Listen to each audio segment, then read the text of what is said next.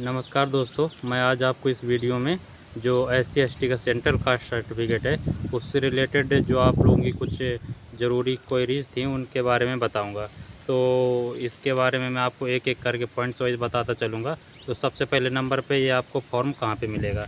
तो फॉर्म ये आपको जो SSC या रेलवे या जो सेंट्रल का कोई एग्ज़ाम होता है, तो उसके नोटिफ़िकेशन पे आप लास्ट के कुछ पेजेस पे जाएँगे, तो ऊपर से 2, 3 या 4, 5 लास्ट के पेजेस पे वो आपको SC/ST से सेंट्रल कास्ट सर्टिफिकेट ऊपर लिखा होगा और वो एक पूरा पेज होगा, वो कंबाइन होगा SC और ST के लिए।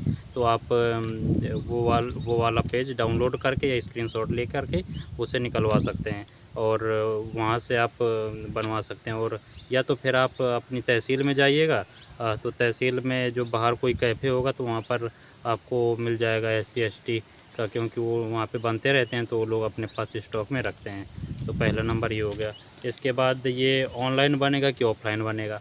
तो कई स्टेट्स हैं जहाँ पे ऑनलाइन बनता है और कई स्टेट्स हैं जहाँ पे ऑफ़लाइन भी बनता है। जैसे उत्तर प्रदेश है, यूपी में ऑनलाइन ये सर्टिफ़िकेट नहीं बनता है और यूपी में ये ऑफ़लाइन ही बनता है। तो वो ऑफ़लाइन में क्या रहता है कि सर्टिफ़िकेट नंबर नहीं लिखा रहता है और इस पे आख्या क्रमांक लिखा रहेगा। तो के क्रमांक मतलब जो अभी तक कौन से नंबर वाइज़ कितनी आँखें लगाई गई, उस पे बस ये लिखा रहता है और स्टेट का कास्ट सर्टिफ़िकेट नंबर लिखा रहता है।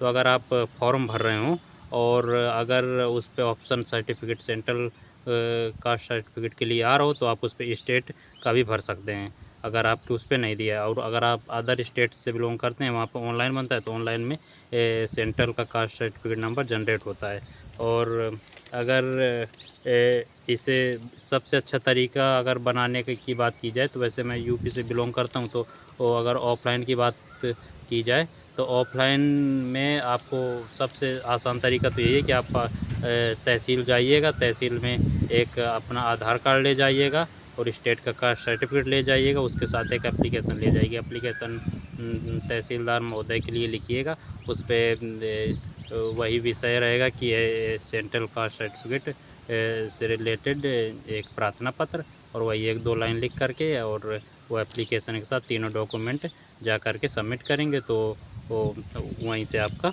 ये सर्टिफिकेट बन जाएगा। वो तहसीलदार साहब आपको वो लेखपाल और कानूनगो से एक रिपोर्ट लगाने के लिए बोलेंगे, तो आप 1 या 2 घंटे का काम रहता है। तो वो ये 1 दिन में अगर आप सुबह से जाएँगे, तो आप हो सकता है कि 2, 3, 4 घंटे में आप बनवा के घर वापस आ जाएँ।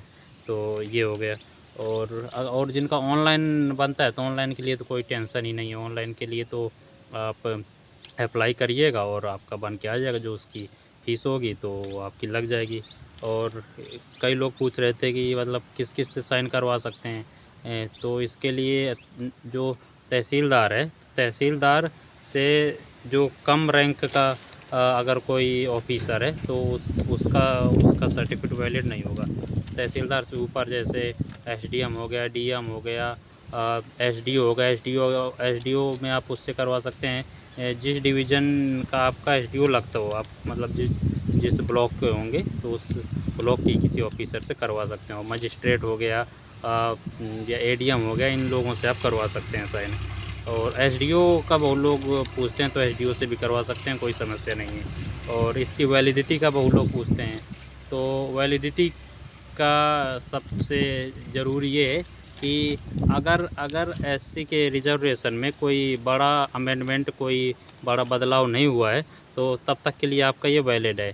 और अगर अगर बड़ा बदलाव हो जाता है, तो हो सकता है कि अभी सर्टिफ़िकेट बनवाए हो, आपका 6 महीने बाद आपको दोबारा बनवाना पड़े। लेकिन काफ़ी पिछले समय से, काफ़ी टाइम से SC/ST में कोई बड़ा रिज़र्वेशन में बदलाव आया नहीं है। मतलब अन्य जातियाँ इस पे नहीं आई और गई नहीं हैं, तो इस वजह से ये सर्टिफ़िकेट अभी मतलब कई टाइम 4 साल, 5 साल के लिए भी आराम से चल जाता है। वैसे आप इसे रिन्यूअल करवा सकते हैं, दोबारा बनवा सकते हैं 3-4 साल में जाके। लेकिन अगर आपका 5 साल, 6 साल भी पुराना है, तो इतनी बड़ी कोई समस्या वाली बात है नहीं है।